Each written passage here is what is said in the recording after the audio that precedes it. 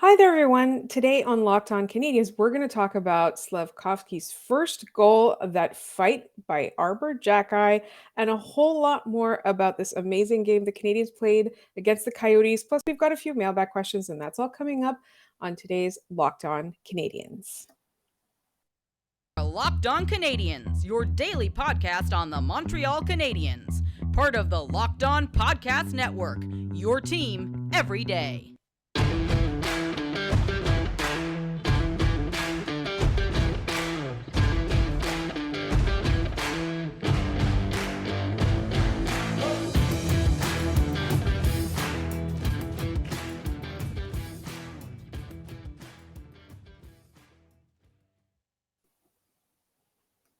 Hi there, everyone, and welcome to episode 710 of Locked On Canadians. Thank you to our sponsor, BetOnline, for bringing you this episode. BetOnline has you covered this season with more props, odds, and lines than ever before. BetOnline is where the game starts. My name is Laura Saba, also known as The Active Stick, and I'm joined, not as always, by my wonderful co-host, Scott Batla, but by our wonderful, sometimes co-host, Ian Boisvert of The Build. Ian, how are you doing today? And thank you so much for joining me today. Of course. I feel like this podcast's uncle. I just step in every once in a while and help out. I'm doing well. It's always nice to talk to you. It's been too long. So very It excited definitely to has. talk again. And what a night to talk. We are Oh, yeah. recording this almost immediately after the Montreal Canadiens game. The Habs have obviously beaten the Arizona Coyotes 6-2. The Coyotes are not, especially an auspicious team other than the fact that they managed to beat the Toronto Maple Leafs. And at the same time, though, you don't want to focus on the competition as much as the fact that Juraj Slafkovsky scored his first NHL goal, which is a huge moment, and it felt like the game was a fun, it was a barn burner kind of game with a lot of big moments for a lot of important Canadians players. Yeah. It was like, on top of the Slavkovsky goal, I think a couple things that really pointed to a couple of guys turning the page a little bit. One, Gallagher scored, and like that's something he didn't do a whole lot last year. And I think it's him being rewarded for some really, really strong play to start the season. He looks like he can skate. Like he looks like he can move in a way that we haven't seen in years. But secondly, another guy who I think had a really strong night and was a bounce or two away from having two goals was Jonathan Drouin. He he set up the first goal by, making a play at the front of the net. I think he hit the post, and then Josh Anderson just crashed the net and tucked it. And then he was given a breakaway, and he couldn't lift the puck, and the goalie made a save. So when it was a points night for the Canadians, six goals on the night. Although a couple of them were unassisted because of gaffes from the Coyotes. But yeah, just a really, really fun night at the Bell Center. It was loud on TV. I can only imagine what it felt like to be there. I really would have loved to be there because what happened was Slavkovsky, number one overall pick. Obviously, people have been waiting for this. He hasn't gotten a lot of ice time, and to be fair, he didn't get all that much tonight. But he was able to score his first NHL goal, and he did it with attitude, which I really, really love. And I think that the noise from the Bell Center, like you could literally hear it in my living room, and that would have been such a great night to be there for. I feel like this is one of those things where when a player's having a slump, they talk about, oh, the monkey's off his back now when they finally score.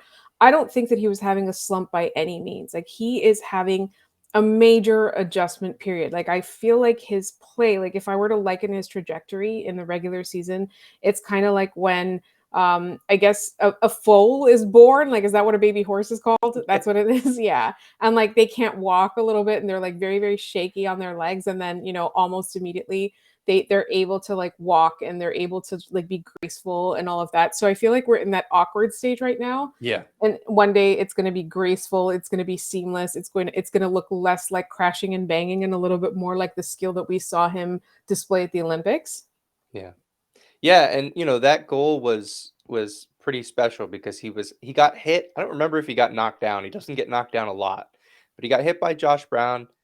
I think he took the number on the truck, got the puck back. He, first of all, got back in the play.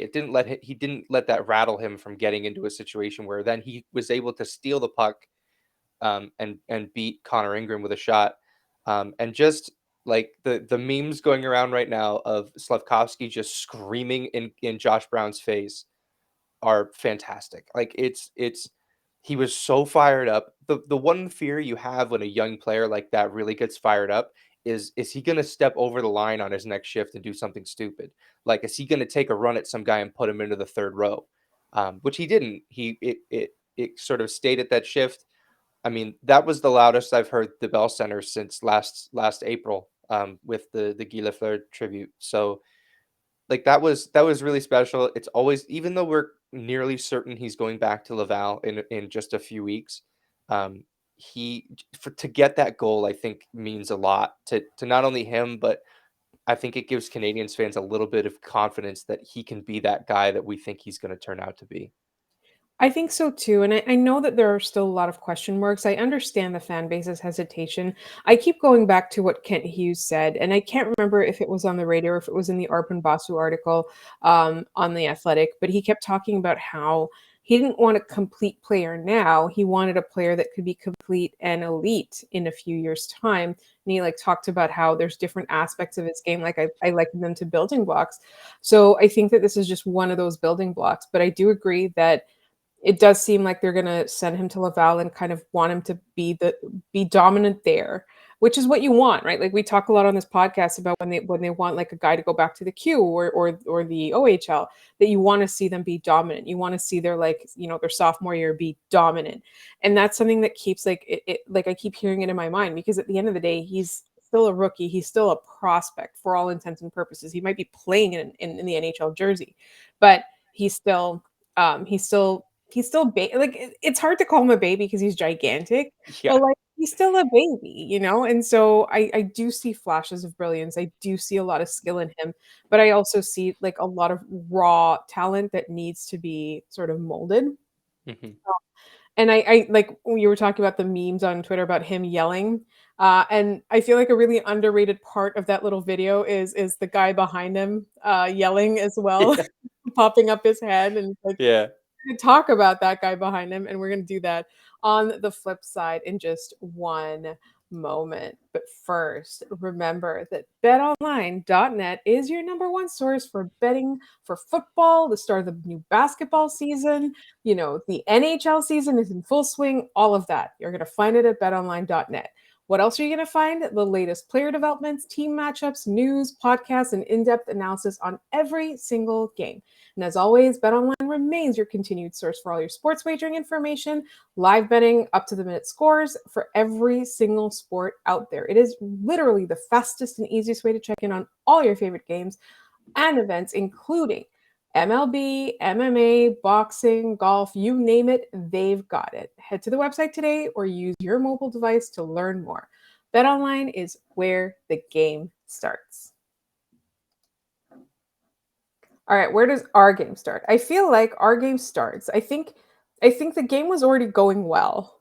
And then it really, really picked up and started when Arber Xhekaj got into a fight with Zach Cassian. Yeah, and I think Cassian was obviously looking for someone to go. You watch back how that fight sort of developed.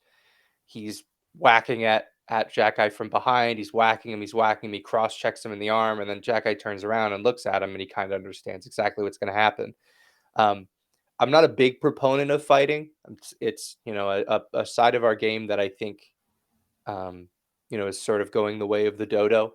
But in this instance, like Cassian is instigating here, and if you're Arber Xhekaj, you're either fighting him back or you're taking punches undefended, which is just it's a consequence of this sport, right?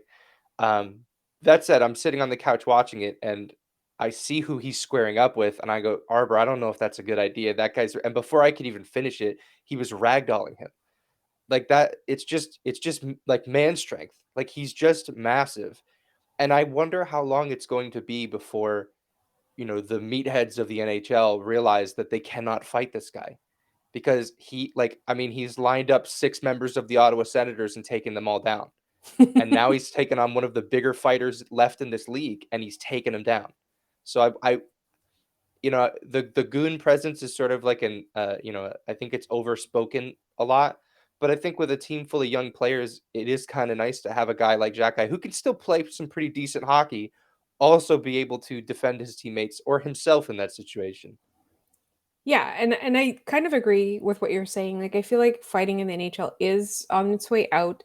And I do think that there's a huge big difference between stage fights and that message sending that's like 3 games ago you looked at me funny and now we Yeah. have to square up and all of that, and the difference between somebody like Jack Eye, like like somebody's looking for it and then he teaches him a lesson. Like if he had taken a run at any of the other skilled players, I think Jack Eye would still have answered the bell. But Hmm. I think that the way that he plays as well, it's like the thing that I find is that we're talking about fighters being on their way out, but there's a class of fighters that can also play. And I think for him, that's the big key, is that he's not just large.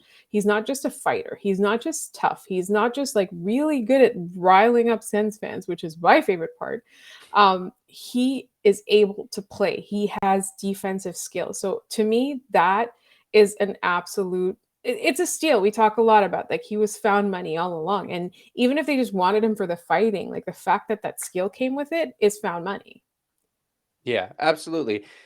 And it's found money in the sense that they were able to turn him into any kind of NHL player for any stretch of time this season. With that said, I think, once this blue line starts to get a little bit healthier, he's probably one of the first options to go back. Because, like, you look at the other young guys who are eligible to go back to Laval in Guhle and Harris. I mean, they were 1 and 2 in ice time in this game. Like, I don't know how you can have them playing 21 minutes in Montreal and then go, okay, back to Laval for you. I think those guys are kind of here to stick around, and they'll move the rest of the defense around them.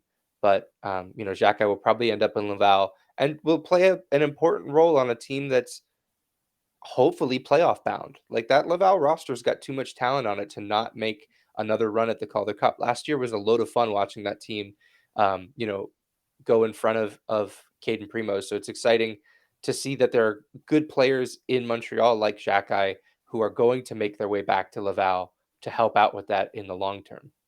Right. And I do think that, he is kind of an ideal Laval Rocket player because the AHL does have a little bit of physicality to it and a little bit of a Yeah. rough edge to it. And he fits right in. But he brings that necessary defensive skill. And I think he's gonna play a lot of minutes. And for me, I'm willing to go. Like there's a lot of players in Laval I want to see. And if Jack Eye's there, like I'm buying more tickets to Yeah. to Place Bell. It's exciting and it's all good. So like there's a couple more things. So we're not gonna talk about any of the negatives today because Scott and I are going to do that in our 3 of 3 down on Monday. What we're going to talk about is like other fun stuff. So Brendan Gallagher, like you said, looks like a new man, looks like a young player out there. It's taken him a couple of games to figure it out. He was being held with like, popsicle sticks and sticky tape for the better part of last year and possibly even longer than that. So he does, and I do feel that he does. I think what the sense that I get from him is that he needs to justify his continued presence on the team because he does make a lot of money. He is being played on not the top six very often. And he's supposed to be a leader of this team, but other leaders have emerged and continue to emerge. So I do feel that he's at this crossroads here where he doesn't have anything left to prove, other than the fact that he's not on his way out, other than the fact that he's still a legitimate NHL player. Yeah, I think after last season, and especially seeing how Paul Byron and Carey Price and Shea Weber have seen their careers come to an end because of, really tough injuries. I mean, there was a moment last season where you could probably think like, is Gallagher headed in that direction too? He looked like a shadow of himself. We already kind of know his hands are like, if not cooked, completely cooked because he's just they're all busted up. And he was in front of the net. He took another shot in this one. I think this one hit him in the lower body. Um, but like you had to wonder, like, is he going the way that Paul Byron and Carey Price and Shea Weber went, where he's just gonna disappear and his contract's gonna stay on the books and we can't have like a final goodbye for him. And Gallagher, he took the summer to get healthy. That's what that really long off season was good for this year. And it's paying off because I think that line with Dvorak and Dodonov has a real chance to not mimic the success of the line that Gallagher was on in previous years with Tatar and Danault, but like to be a pretty successful line. Two of them in Dvorak and Dadonov are on penalty kills. Um, they're strong defensively. I think like offensively they have more room to grow as Dadonov figures things out. Um, but Gallagher's a really bright star bright light to start this season. What I honestly last year wondered if we had seen the last of good Brendan Gallagher, and I think that he's still here to stay for a little bit longer. Which makes me happy because a lot of people are kind of grumbling about that contract and how much salary cap room he takes, and so I like to see that he's contributing. So we're going to get into the mailbag very shortly, but I wanted to mention a couple more things. So give me one line about each of the players, one sentence about each of the players I'm about to mention. You already kind of touched on them, but Nick Suzuki. I mean, he's just really putting it all together offensively. It's really working for him. Cole Caulfield. I mean, he's going to score gifts if you give him to him, and that was the case in this one. He scored on a turnover, and I mean, you just can't give the puck to Cole Caulfield like that in that position. He's going to score 9 out of 10 times. Right. Or even in a difficult, in hard mode, you can't give the puck to, No, to definitely Cole not. Caulfield. Kaiden Guhle. I'm just shocked. I'm just still shocked at how I knew he was good. I didn't realize he was this good, and I didn't realize he was this ready now. He's ready now. Yeah. And that was me too, is that like to me, he was the brightest light on this roster before the last draft. He was a top prospect that was left that hadn't made the team yet. I expected him to be the first person to make the team. I didn't expect him to be the first person to be playing this kind of minutes. Like that was the big one. Jordan Harris.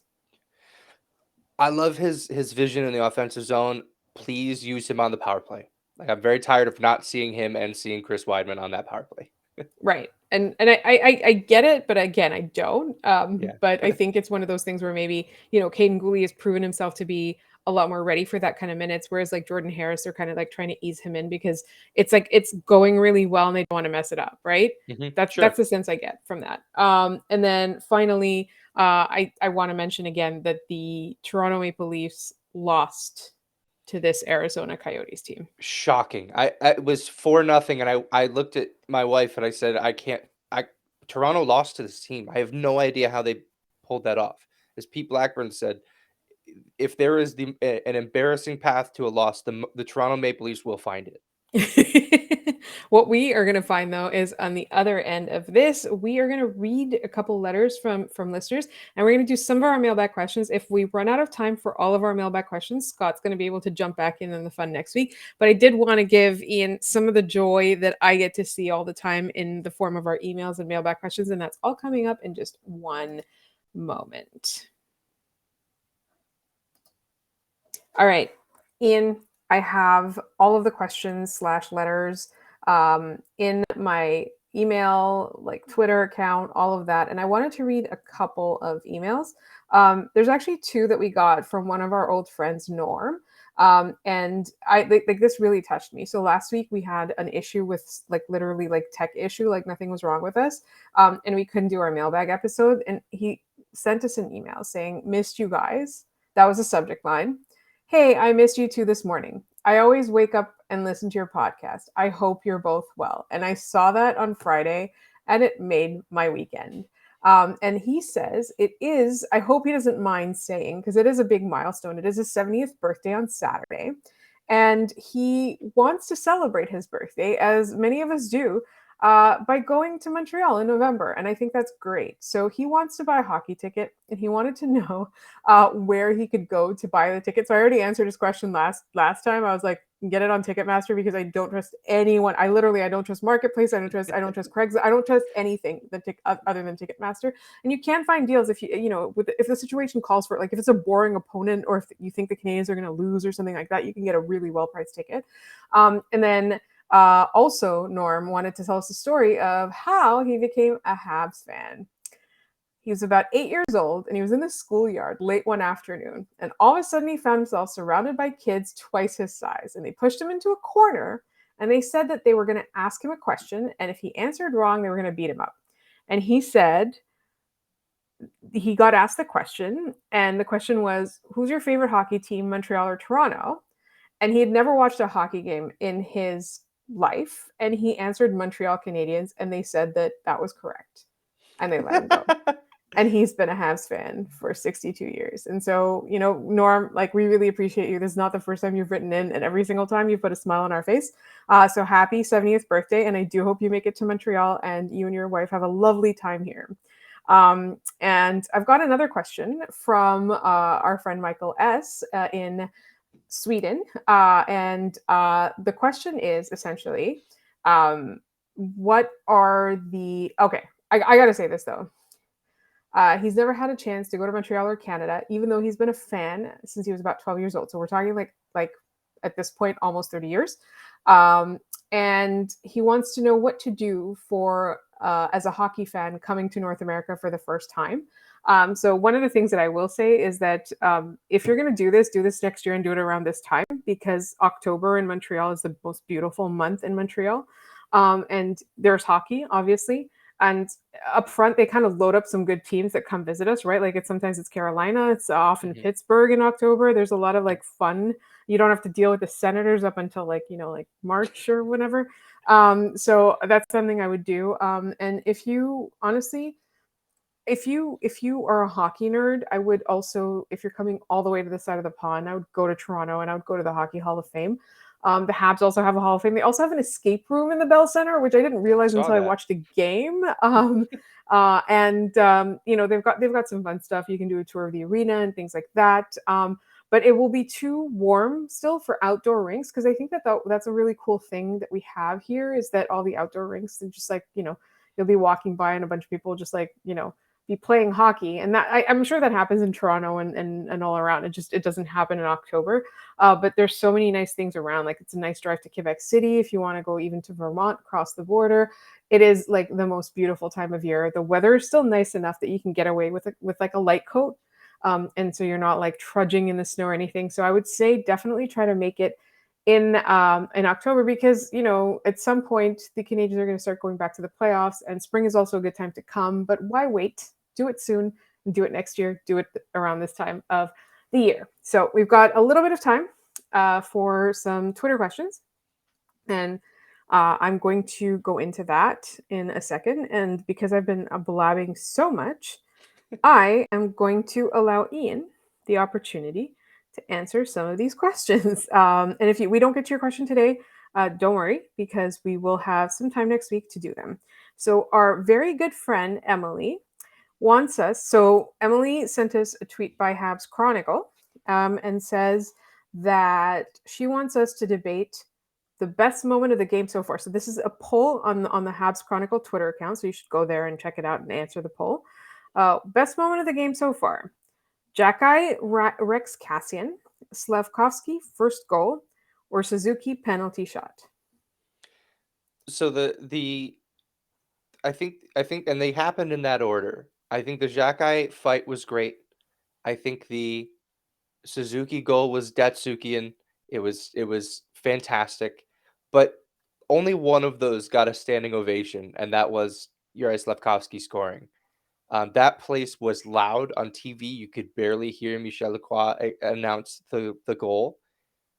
It was, I mean, all of those other things are neat. They'll happen again. That was his first goal. You only get one of those.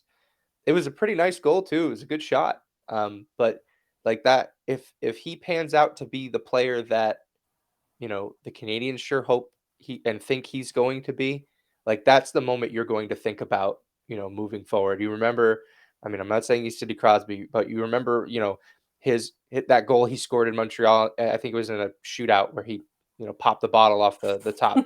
Welcome to the Crosby Show, Canada, I think is what, uh, what was it? Gord Miller said that. I do think that the first goal was just awesome. It was such a cool moment. Yeah. And it's a cool moment for any player, but the fact that it happened that way, where it was like a satisfying, it was a good Yeah. play, and it was a satisfying conclusion. Yeah, it didn't like hit him in the butt and go in. That would have been brutal. So we've got a lot of requests to rank the reverse retro jerseys, and I cannot deprive Scott of Yeah, of the opportunity to talk agreed. about them. But I will ask one reverse retro jersey question, Mhm. and that is, and again, this comes from Emily again. If you were in charge of designing a reverse retro, what would you like to see on them? It could be an original design of your creation, or simply bring back a previous one. Personally, I know a lot of people dislike them, but I'd love to see another edition of the barber pole. I'm very pro barber pole. It's my favorite Canadians uniform, so in favor of that. I think the one thing I'd really love to see for a jersey design is copying what sort of the NBA has done and what Major League Baseball has done, where they have sort of these City Connect uniforms.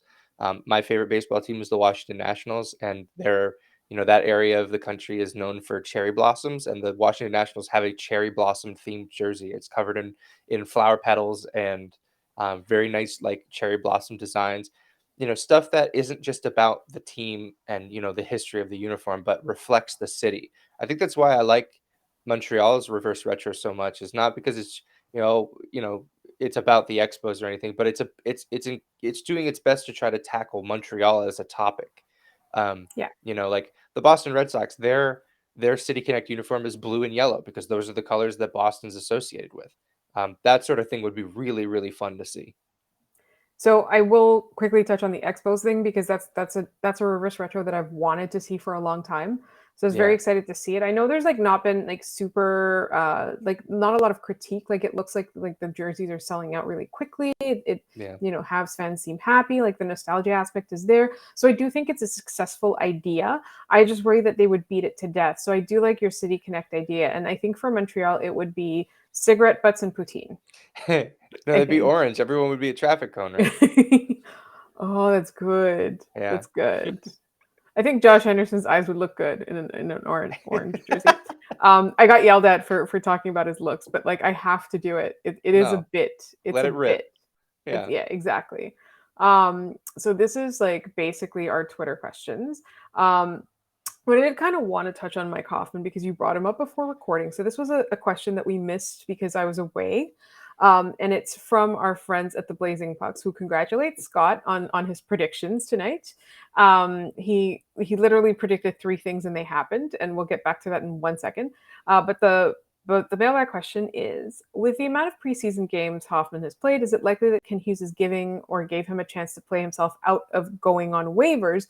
So I was thinking about why he's so consistently in the lineup, and it reminded me of this question because originally I was like, "Oh, we have to dismiss this question because the preseason's over," but now it's like, why is he playing all the time? Yeah. I think the hope is that you're gonna play him so much that he plays himself out of whatever funk he's in, or if you're because the Canadians, look, Mike Hoffman is not part of this team's long-term plans. I don't think I'm breaking any news there. I think You they need don't to. say. No, really, it's the last boat anchor of a contract that the last guy signed. They want nothing to do with, but like the goal needs to be to move him without having to attach another asset to him or eat another bad contract in return. And the only way that happens is if Mike Hoffman is able to put together a successful campaign and play himself out of this terrible reputation that he's gotten. Um, he's doing himself no favors with the way he's playing. Tonight, he wasn't brutal. No one on this team was. They were kind of just running up the score. I thought he made some decent moves with the puck. Um, but, like, it's just it's just really hard for him to do that when he's a sniper. He's supposed to be scoring goals, and he's playing fourth line minutes, and he's playing second wave on a power play that cannot score its way out of a wet paper bag. Like, he's in tough. I talked about it on the last episode of The Build. With every passing game, I see it harder and harder for him to recoup any sort of value in who he is as a hockey player. Like it's really really tough because like every game it doesn't really seem like anything changes. It's a different score sheet. It's a different day. Yeah, I absolutely agree. I know we talk about him too much on this podcast, and I know it's going to keep going until we see exactly like you said, like they don't have to give up an asset to get rid of him, or they don't have to eat a bad contract. I want to also shout out our friend Robert Rice, who sent us a mailbag question last week, and it was really fun. But I had to postpone a bunch of them because just we kept running out of time because we get so many questions now, which we love you, all of you, for. Um, through a confusing and amusing series of hijinks, you're the Bell Center DJ for a night. What do you do with this power? Um, well, I probably have to play my new favorite band, Cheek Face, the whole time. They're very fun. I like them a lot. Um, Other than that, like, I mean, you're probably mixing in a Rick roll every once in a while just to keep people on their toes. Um, yeah, I don't know. I think mostly it would just be meme based. I don't think I would have too much that would be musically centered. I would agree with you. I do as much trolling of the opponents as I possibly can. So I think that's pretty much what we're going to be able to talk about on today's mailbag episode. I'm looking for Scott's predictions because I want to read them out. And Scott has had quite a night on Twitter because he's literally gone viral with all of his tweets. All he's done is meme this entire night. Yeah, Oh my Scoot's god. killing it. He's doing He, great. yeah. He's got all kinds of predictions. So he said that Gallagher would score. He said that Xhekaj would fight, and he said that Slafkovsky would finally get his first NHL point. And he is 3 for 3 Wow. on this. So yeah, so I am just so excited for the Habs right now, and I know it's going to be a long season. I know, but it's good to have fun early in the season. It's good when they have these games. Like, you can't teach them to tank. They are NHL players and NHL coaches. You can't say go and lose games. You hope that they get a high draft pick, but you also hope that they learn things and become better at what they do. And so far, I'm seeing that from Guhle, Harris, Slafkovsky, slowly, Cole Caulfield and Nick Suzuki. What more is there to say? And then guys like, even guys like Arber Xhekaj. Like it's an exciting time to be a Montreal Canadiens fan. Like, who says that rebuilds have to be bad? Rebuilds can be fun and exciting and enjoyable. The losses are gonna come. Enjoy these while you can. It's Exactly. that I said it before the game. Beating the Coyotes does not change the fact that this roster is not very good. They beat a Right. team that was also not very good. The losses will come. It's okay to enjoy these moments and still be aiming for that really high draft pick next year. And it's all part of a rebuild, also known as a build, which is your podcast. So, Ian, please tell everybody before we go where they can find your work. Yeah, I'm on Twitter. It's on the screen at maybe it's Ian. The Build is available wherever you find podcasts. Episode 27 launched this week.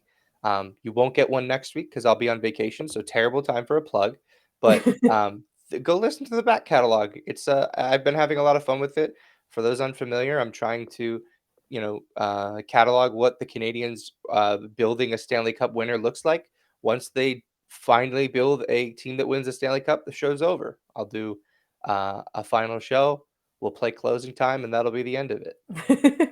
I really like it. The one thing that I like about it is, you're talking about chronicling a path to a Stanley Cup contender or a Stanley Cup winner, but you react to news in real time, like week by week, but then you also sort of bring it into the context of a greater build, which I think you do so well. So if you're a Canadiens fan at all, or if you care, if you're a hockey nerd about rebuilding teams, I think that check out the build, like Ian said. Subscribe to the build. And I want to thank Ian for coming on and pinch hitting for Scott.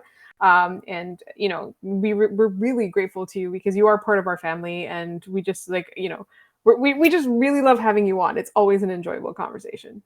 Likewise, it's always a blast. You guys have been very supportive of me throughout everything that I've tried to do in this space. So the admiration is mutual. Thank you very much for everything you guys have done.